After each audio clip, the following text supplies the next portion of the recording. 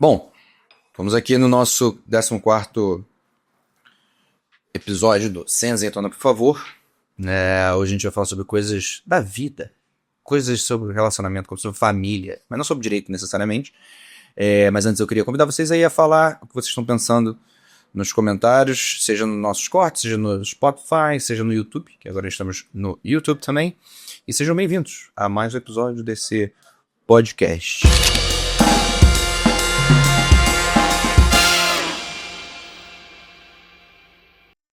Eu queria começar falando hoje sobre um assunto que eu gosto muito e sobre uma coisa que acontece, né? Que as pessoas negam, mas acontece. Eu vou jogar na sua cara aqui, você que tem mais de um filho, presta atenção, foca em mim, você tem um filho preferido. Ponto. Ah não, eu amo os dois iguais. Não. Ou então é muito próximo, né? Você tem um filho preferido. Às vezes não é sobre amor também, às vezes é só sobre alguma identificação. Né? Você pode até amar igualmente, mas você cria... às vezes é sem amor mesmo. Mas essa diferenciação, às vezes, ela é muito singela. Né? Existem artigos e mais artigos falando sobre isso, sobre... a gente até viu antes aqui o parental favoritism, que é uma questão real da vida. Né? Em que você tem ali o golden child e ao longo da vida pode ser percebido ou não. Muitas vezes só é aflorado no inventário, quando muita gente percebe aqui, e às vezes não, às vezes é ao longo da vida, né? E isso é bom, é ruim, ou não muda nada, ou é uma questão da vida, então é isso aí. Bom, é isso que eu queria falar, tá? Primeira coisa é o seguinte, em termos jurídicos, isso não faz a menor diferença. Não deveria, né? Todos os filhos são iguais perante a lei, lindo, né? Mas você pode deixar coisas mais para um filho do que o outro. Né? Você pode chegar lá e falar no testamento, eu vou deixar mais aqui para esse aqui, não pode deixar tudo, mas vamos supor que eu tenho 2 filhos, eu posso fazer 50% e entregar um, e 25% vai ficar para o outro.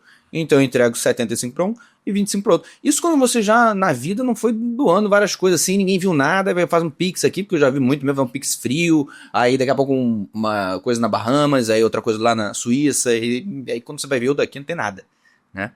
E aí isso fica até um recado para os filhos que se sentem preteridos.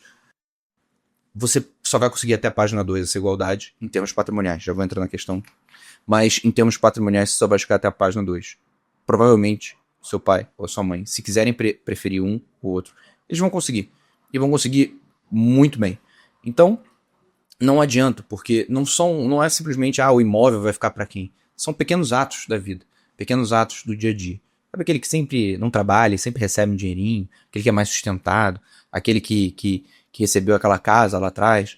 Então, sempre há uma preferência, né? E às vezes ela é singela, né? Tem até quando eu escrevi um artigo também no meu livro sobre a psicanálise e o herdeiro preterido, eu faço menção a um artigo de uma família que eram 5 filhos e que eles ficam brincando ali, daqui a pouco um fala assim, ele sempre foi o preferido da mamãe. E aí ele que escreve, né? Ele que conta, ele fala, foi naquele momento que eu percebi que eu era realmente o preferido. Que loucura, né? E também tenho pacientes lá na clínica que chegam, 2 especificamente, já me falaram, olha só, eu fui o preferido. E num outro caso, outro falou, aquela minha irmã, ela é preferida, não sei o que ela faz, o meu pai sempre me rejeitou, e minha irmã, ela sempre foi a preferida. Então, pais têm filhos preferidos. Bom, por que a gente está falando sobre preferidos e preteridos, né, consequentemente? Porque isso é um fato do qual a gente tem que, ao mesmo tempo, lidar, mas também enfrentar, né? O direito ele tem instrumentos para compensar a herança, mas a questão é, como eu vou lidar isso existencialmente? Como é que eu vou lidar com essa preterição? Eu tenho um cliente aqui que ele, notoriamente, ele é preterido, tá? Ele teve várias preterições de diversos tipos ao longo da vida, seja patrimonial, seja existencial, foi abandonado, colocado no pior apartamento. E ele quer buscar inúmeras ações para poder perseguir este direito dele à igualdade. Só que essa igualdade não vai ser atingida pelo processo. Né? O que ele quer é o amor dos pais. Né? Eu tive que chegar para ele e falar para ele, cara, você sabe que nada dessas sugestões que você está me dando, embora elas causem um prejuízo alheio, elas não vão trazer o amor dos seus pais. Né? Você só vai ter mais conflito, você só vai ser alçado ao filho mais problemático ainda, né? Eu acho que a gente tem que ser franco, né? Eu acho que isso também faz parte da advocacia. E saber lidar com isso, né? Na análise, talvez, na sua análise, mais do que no direito, né? Então, eu sou filho único da minha mãe, então não tive esse problema. Meu irmão mais novo, ele tem 12 anos, então, filho do meu pai, então, assim, não tem nenhuma competição, né? Porque é uma diferença muito grande. Então, eu não experimentei isso. Você tem irmãos? Rafa. Sim, a gente é em 4. Mas eu acho que é interessante isso que você falou, porque no final do dia é essa validação do amor que eu acho que as pessoas querem mais do que recorrer a ações, né? É se sentir amado, Sim, né? Eu acho sim. que esse que é o ponto central. E a representação disso, né? Por isso É. que, às vezes, eu quero entrar com uma ação de alimentos, eu quero entrar com uma ação para pegar esse patrimônio de volta. E às vezes, quando morre, né? Porque às vezes isso já começa, esse problema já existe em vida. Mas acontece muitas vezes que o problema surge depois da morte. Por exemplo, tem 4 filhos, e todo mundo sabe ou não sabe, ou inconscientemente acredita que um seja preferido, não. E aí quando morre, e nunca levanta essa bola, ou então evita. Por quê? Existe o pai e a mãe, que é uma estrutura que quer dar uma estabilidade ali na família. Aí quando eles morrem, por que eu vou manter? Eu não tenho mais eu não tenho mais como manter essa. Eu não tenho essa necessidade de manter uma paz com os meus pais, né? De ter o amor dos meus pais naquele momento. Agora eu posso brigar. Então, muitas das vezes, no próprio inventário ali, começam as discussões muito relacionadas à preferência, né? Às vezes porque um ficou com o bully que a gente usava para tomar café da manhã. E aí, pô, mas o bully, não, por que ficou com você? Eu nem quero. Mas por que foi você? Então, muitas das vezes, essa preferência, essa preterição, ela toma lugares ali no inventário. Então, esse era o primeiro assunto que eu queria tratar. E tô aqui dizendo: tem preferência, fica tranquilo. Seu pai prefere algum, pode ser consciente ou inconsciente. Você, se tem filho, você prefere algum. Como é que você vai lidar com isso agora? Isso é com você, tá?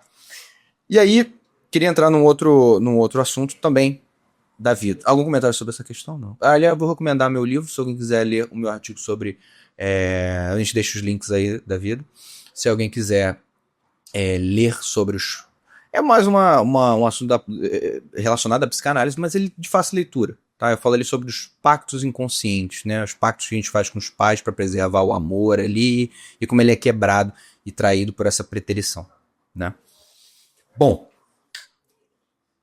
uma outra coisa que eu queria responder, que eu vi o advogado que eu gosto muito, que é o James J. Sexton, sempre confundo o nome dele, falando que ele respondendo como se salva um relacionamento conjugal, aqui a gente vai. Eu queria dar as minhas opiniões, tá? Como é que você salva um relacionamento? Eu iria além, como é que se salva um relacionamento e como é que você mantém um bom relacionamento? Eu diria para você prestar atenção no discurso do outro. Não é simplesmente ignorar o que você está pensando, mas se você se coloca na pessoa do outro, parece uma coisa meio simples, né? Mas se você, por mais bizarro que possa ser o que a outra pessoa está causando em você, ou está reclamando, ou está agindo de uma certa forma, é tentar prestar atenção no que ela está querendo dizer, ou então o que aquilo está querendo significar.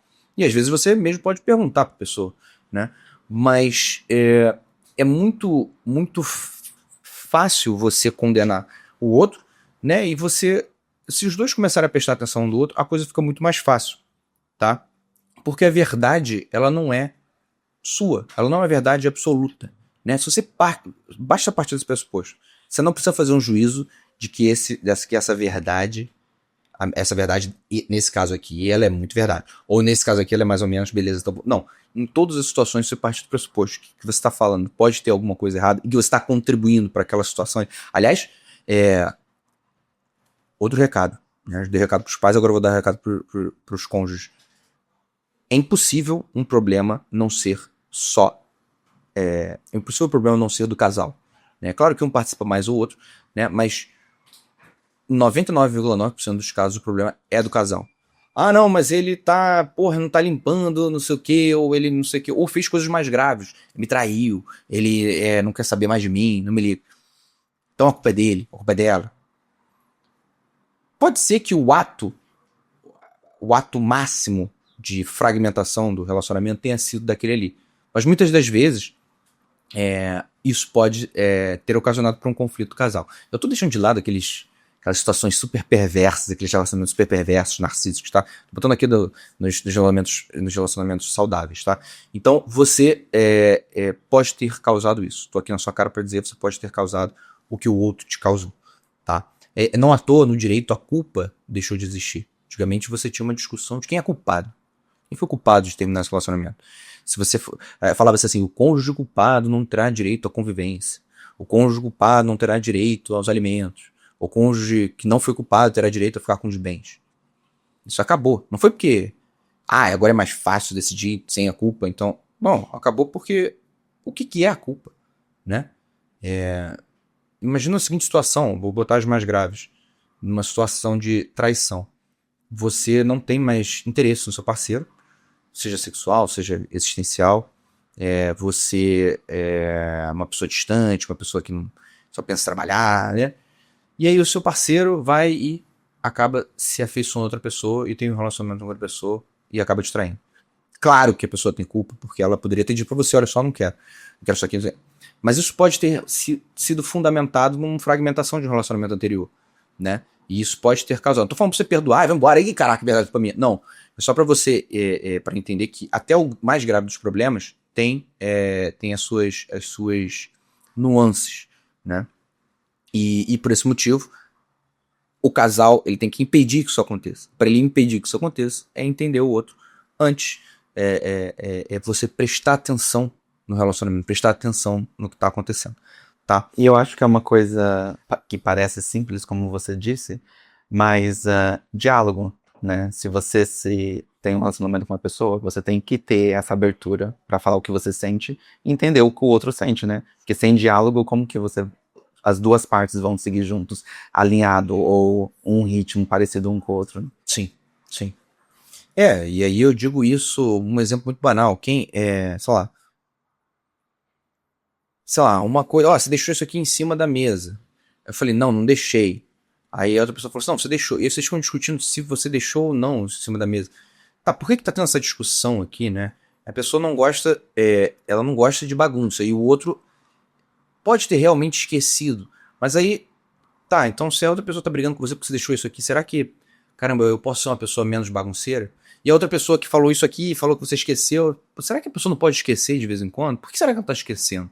Então eu tentei criar um exemplo aqui. Mas eu também acho também que tem que falar alto, verbalizar, né? Porque as pessoas acham que a outra pessoa tem uma bola de cristal. Porque a pessoa foi assim ontem, e ela vai ser assim amanhã, e assim pra sempre. Não, as pessoas mudam o tempo todo. E os acordos são renovados o tempo todo. Então eu acho que tem que falar pro outro, ó, eu gosto disso, eu não gosto disso. E assim vocês vão entrando em consensos e fazendo a renovação, né, dos acordos. Sim. Pay attention, foi o que ele falou, né? Eu até tinha colocado alguma coisa aqui interessante sobre isso, agora eu esqueci. E aqui eu entrei, já era o tópico de erros do casamento, mas eu vou entrar nisso aqui direto. E depois eu volto. Porque quando você entra no relacionamento, você tem duas questões que você tem que saber. A primeira delas é que você tá entrando na vida, você tá escolhendo entrar na vida de uma pessoa. Você não tá fazendo ela entrar na sua vida. Então lembre-se, em qualquer discussão, você fala assim, olha só, eu quis estar com aquela pessoa ali, eu não tô mandando ela ficar comigo. Porque aí essa discussão aqui, tá, vamos lá, se for eu e a Carol e eu sou uma pessoa que sou bagunceira, eu sou um pouco mesmo. Mas aí eu deixo, aí ela pode pensar, claro, ela não vai deixar eu bagunçar tudo, mas ela pode pensar, olha só, eu escolhi estar com uma pessoa que tem uma índole mais bagunceira, né? E eu poderia também ficar irritado. Caraca, daqui a pouco eu arrumo isso aqui, cara. Mas eu também tô pensando assim, não vou... Cara, agora você tem que assumir que eu vou arrumar isso daqui a pouco. Não, eu tenho que entender que ela é uma pessoa não bagunceira. Então eu tenho que arrumar. Então, assim, às vezes eu tenho que arrumar logo.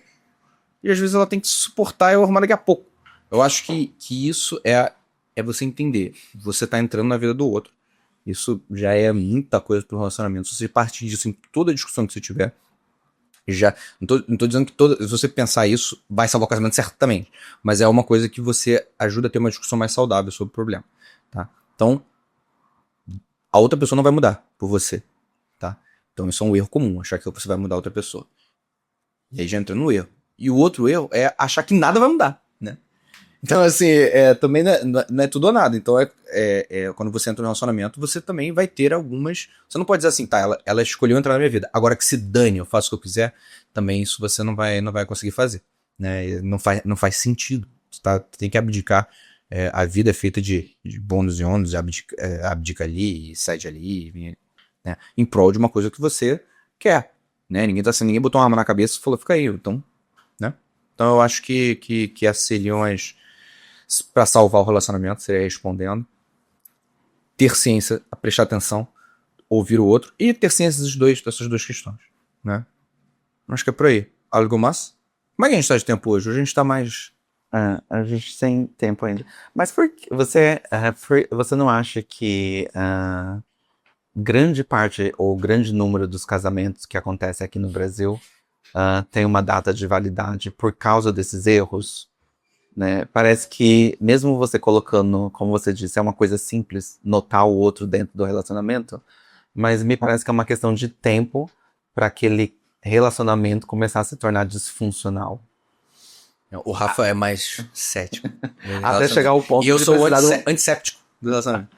até chegar ao ponto jurídico, da pessoa precisar de uma assessoria jurídica, de uma coisa que talvez acumulativa ao longo dos anos, que se aquele casal se prestasse atenção, nunca talvez chegaria a esse ponto, né, de precisar de uma incisão jurídica. Bom, vamos secar. Primeira coisa que eu digo, e a gente conversou sobre isso antes, é o seguinte. Todo relacionamento ele tem prazo para acabar. O seu relacionamento ele vai acabar. O que acontece é que em alguns casos uma das pessoas morre antes. Então, o Rafa até falou que é poético, mas assim, o relacionamento ele vai se dissolver. O casamento ele vai se dissolver. O que acontece é que às vezes um morre antes. Ponto. Agora, indo mais além, se, beleza, todo o relacionamento vai chegar no fim e que talvez se a gente tivesse conversado, e aí, ver se eu entendi certo, se a gente tivesse tentado tratar isso de forma mais compreensiva, saudável, ou tivesse prestado mais atenção no relacionamento, mesmo que ele termine, as questões jurídicas seriam reduzidas. Sem dúvida alguma. É claro que você ainda vai precisar de um advogado para poder resolver, fazer um acordozinho, assim, mas sabe aquele casal que terminou bem? Então, Mas essa é a porcentagem muito baixa, né? Porque todos os casais que chegam, principalmente ao ponto jurídico, é aqueles casais que já não nem olham um na cara do outro, não dividem espaço físico, que precisam então da ajuda de um profissional, né? olha, eu não acho que seja a esmagadora maioria, não. Ah, é? Aqui no escritório, pra mim, chega de todos os tipos. É porque eles chamam mais atenção quando tem um conflito muito intenso, né? De diversas formas. Mas hoje eu vejo bastantes ex-casais que chegam bem organizados no que eles querem. Olha só, estamos bem, gostaríamos de fazer o nosso divórcio. Deixa que eu pago isso, ela paga isso. Tenho visto, talvez sejam casais que tenham tido diálogo, né? E mais, tem alguns 2 acordos que eu fiz recentemente de mães e pais que nunca foram casais e tiveram filho, né? Aquela vez que tem um filho ali acidentalmente, chegaram num consenso, então tinha tudo pra reclamar um com o outro, mas chegaram bem no consenso ali. Então, eu acho que pode ser, eu não sei, não tenho história suficiente pra dizer de 20 anos atrás, 30 anos atrás, mas me parece que o consenso tem sido, eu acho que também o movimento do direito de família e dos advogados mais especializados, né? Buscando, falando pra eles o que a gente tratou no último episódio, que é você entender o que é melhor pro cliente. Então talvez eles tenham entendido que o divórcio não é o lugar pra você afogar as mágoas anteriores. Então, não sei se as pessoas estão sabendo conversar mais, francamente. Acho que esse problema ele é inato e não acredito que isso mude, né? As pessoas, agora o ser humano tá sabendo entender o outro completamente. Isso é uma coisa muito possível. A gente está falando aqui em termos teóricos, até eu que estou falando isso aqui, às vezes isso é muito difícil. Quando vocês aprenderem a fazer o que eu estou fazendo aqui, vocês me ensinem, porque é muito difícil. Então, eu não sei, eu acho que é mais a compreensão de que, porra, mesmo eu irritado, cara, é melhor fazer isso aqui. Tá, eu fiz alguns acordos que foi assim, cara, pô, tá bom, vai. Entendeu? Então, assim, não é uma coisa. Mas também eu tô cedendo também. Né? Então, mais uma. Você já teve algum caso onde o casal estava no processo de separação e aí durante o processo eles voltaram junto? Com certeza. A gente tinha até pago o escritório, né? Pediu pra devolver. Né? Depois de ter sugado 30 reuniões, né? Não, mas voltou, eu quero devolver. Enfim. Não tinha pago tudo, né? Sim, isso acontece. E, assim, sentou aqui. Olha só, nunca mais quero saber desse cara. Aí outro dia, olha só, eu vou fugir com a criança, não quero saber. Aí daqui a pouco descobriu que ele traiu. Aí daqui a pouco disse, olha só, voltamos. Então, será que ela entendeu que ela era culpada por essa traição? Ou seja, Eu não julgo, não, né? Eu não julgo. Eu acho que cada um sabe o que vem pela frente, né? Se você souber dos riscos e das dificuldades em relação a isso. Mas já vi sim, já vi. Esse foi o caso mais emblemático. Assim. Então existe salvamento para os relacionamentos. Aliás, você como advogado, quando o casal procura você para um divórcio, você já vai adiante com o divórcio ou você tenta conversar com o casal para que eles repensem o divórcio? Não, eu acho que isso não. Acho que isso, pelo menos do ponto de vista do. Acho que nem da psicanálise, mas também do advogado, eu acho que se vão separar ou não, eu acho que não cabe a gente a falar. Eu acho que é uma decisão muito difícil para ele chegar e eu acho que a gente pode perceber que não era aquilo que ela queria, mas eu acho que não cabe a gente. Só se for uma coisa muito. Eu nunca cheguei e falei assim, cara, isso aqui é. Eu já pensei isso, né? Mas aí talvez ela não queira, mas ela saiba que tem que. Ou ele, né? Então, eu acho que não cabe muito a gente ficar com, isso aqui é mesmo, até porque antigamente você não podia se divorciar diretamente. Você tinha que separar e ficar 2 anos separado para depois se divorciar. A lei falava assim, isso aqui é mesmo? Pensar mesmo. O que era bizarro, né? E aí, a partir de 2010 isso acabou, divórcio direto. Então, acho que é meio por aí, assim. Ninguém tem legitimidade. Se você se arrepender de ter se separado, aí você pode casar de novo, pô. Então, acho que não cabe o advogado, não. Tá? Até porque eu acho que o divórcio, a gente tem que tratar. Divórcio é mais um caminho para a felicidade. As pessoas falam assim: casamento, sucesso matrimonial, sucesso da família. E divórcio, fracasso da família. Não. O divórcio e o casamento são ambos caminhos da felicidade. Só que uns passam. Ele é recheado de flores e frenesis, né? O outro não. O outro ele é um amargo, mas que ele vai te abrir para outros caminhos, né? Eu até uma vez. Um dos primeiros artigos que eu escrevi, tá até no BDFan, é sobre divórcio não culpativo. Se eu vou falar sobre divórcio não culpativo aqui, mas eu vou falar. Vou falar porque isso aqui é lugar para falar sobre divórcio. Na lei, ela permite você se casar no seu leito de morte. Se chegar lá, você pode casar. Tô morrendo aqui, aí chama 5, agora não lembro se são 5 ou são 6 testemunhas. Olha só, eu quero me casar, eu e o Rafa a gente vai se casar aqui, beleza. Tá todo mundo ciente? Tá, como casamos. Então essas testemunhas depois, se eu vier a morrer por causa daquela enfermidade específica. Assim, o que é muito usado em novelas e séries. Um senhor muito velho vai, em vez de deixar para sua família, casa com uma mulher mais jovem, que não necessariamente tem um relacionamento amoroso, mas pro patrimônio ir para aquela pessoa para não ir para a família. Mas não é isso que o casamento não compatível ele prevê, e não é a ideia em termos patrimoniais, tá? A ideia é uma questão existencial, em que você vai morrer por causa que você não tem tempo hábil para fazer o casamento. Se você tá idoso, você tem tempo hábil. Você pode morrer amanhã? Pode, mas todos nós podemos, né? Não é isso. É aquele, cara, não consigo sair daqui agora, chama aí meia dúzia, olha só, vamos casar, eu quero casar com ela, nós estamos casados. Depois essas pessoas, o cônjuge que sobreviveu ainda vai ter que ir na justiça para reconhecer, vai ter que chamar todas as testemunhas, olha só, era um casamento não culpativo, a pessoa morreu, logo depois ela não teve tempo, ela decidiu naquele momento se casar. Então aquilo é não culpativo. Inclusive, se a pessoa sobreviver àquela condição, por exemplo, eu tenho um câncer, eu vou morrer, eu vou entrar numa... Cara, vai ter que operar de emergência, vamos casar, que eu vou me operar daqui a uma hora. Operação sucesso, me salvei. Beleza. Esse casamento não existiu. Agora você vai ter que ir lá casar normal, porque agora te deu tempo. Entendeu? O não culpativo, ele é o último ato de vontade, né? E aí eu lembro que eu pensei no casamento não culpativo, falei, que nome estranho, né? Um casamento de última vontade, né? A gente tem até o testamento extraordinário, que é bem semelhante.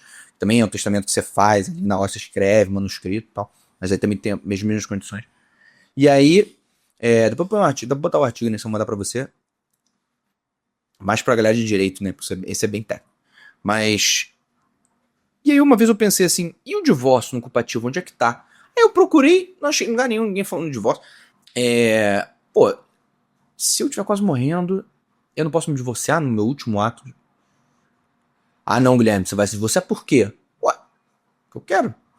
Vou casar por quê? Não posso dar golpe por causa do casamento? Também posso dar golpe por causa do divórcio. Ah não, você quer divorciar pra poder teu cônjuge receber nada. Tá, mas eu posso me casar pros meus filhos receberem nada.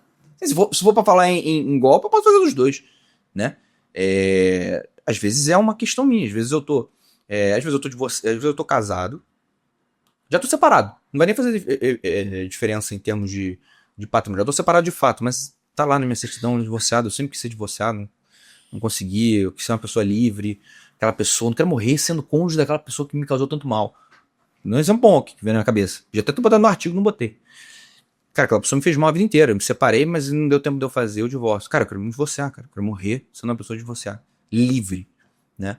Ou era um relacionamento que me fazia mal há muito tempo e eu fiquei preso nele muito tempo. Era um cara que me agredia. Sei lá. E aí eu tô no meu leito de morte e aí eu confesso pra alguém. Falo, cara, eu nunca quis estar, eu sempre tive medo de sair, mas agora pra mim já deu. Aí eu vou lá e quero me divorciar. E aí, claro, isso poderia regular. Não existe regulamentação sobre isso. Mas... veja que da mesma forma que você casou como um ato de felicidade, você pode se divorciar também. Né? E golpe vai existir de todo jeito, pô. Aí você não regula nada, porque tudo você pode ter golpe. Então, inclusive esse artigo eu falo muito sobre o divórcio, como é engraçado porque a gente tá falando de salvar relacionamento, e aí a gente foi para divórcio como caminho da felicidade. mas esse negócio de salvar o relacionamento pode ser salvar o relacionamento para depois. Porque você pode terminar bem. Às vezes vocês conversando, vocês percebem simplesmente que cara, a gente tá se martirizando aqui, não faz nenhum sentido. Então a gente, vamos separar, pô. Às vezes vocês estão brigando, não entende outra. Quando vai ver, senta pra conversar, realmente, cara, a gente não se encaixa. E aí os dois, divorciam, porra. Vão casar, às vezes virar amigo, né? Essa semana eu recebi um amigo meu, cara, você tá falando família aí? Vou atender aqui, depois. Queria te indicar uma pessoa, ela é minha ex-namorada. Aí eu falei, beleza, somos amigos, tá? Tranquilo, beleza. Eu falei, caraca, então acho que isso às vezes eles tiveram uma boa conversa, né? Eu acho que isso não é uma... Ou pode ter simplesmente não guardar rancor, mas em termos de ser amigos, seria algo que vocês mantiveram conversa ali, né? Às vezes você salva o relacionamento e se mantém casado, às vezes você salva o relacionamento e vai pro divórcio, que também em busca da felicidade, da liberdade, dos novos caminhos, dos novos ares, né? Então, recomendo, já ter esquecido desse artigo, muito bom. E é importante você falar isso porque para tirar essa imagem negativa do divórcio, né? Sim. Porque, na verdade, é uma expansão ou o ganho de novos horizontes. Sim, sim. O divórcio é historicamente tratado como um fracasso. Antigamente você tinha um desquite. Entendeu? E a mulher desquitada não prestava, exatamente. Porque ela era desquitada. Exatamente. E aí o divórcio ele vem com essa peste e todo divorcia. Às vezes, não quero divorciar, então, cara, faz união estável. Porque se você dissolver a união estável, você volta solteiro. Então é melhor, né? Mas uma vez divorciado, você nunca mais volta a ser solteiro. Então, bom, foi isso. Dá tempo pra mais? Hoje como é que estamos? Não, a gente tem. Deu. Deu tudo? É. Gente, então vamos ficar pro próximo. Falamos aqui algumas coisas sobre o filho preferido. Também tem um artigo sobre tudo, né? Guilherme Escritor. Eu ia falar sobre narcisismo, que também eu tô escrevendo sobre. Olha que legal. Então temos falamos sobre o filho preferido, sobre salvar o relacionamento, os erros do relacionamento, né? Eu ia falar aqui sobre regime de bens, não fazer regime de bens. Isso a gente pode falar no outro momento. Ia falar, isso aqui eu falei, não entrar na vida do outro. Tá, é isso. Gente, Sem Azeitona, por favor, fica por aqui. Nosso, foi o 14? 14? 14. 14. 14, estamos no Spotify, no YouTube e na maioria das quartas-feiras. Um abraço.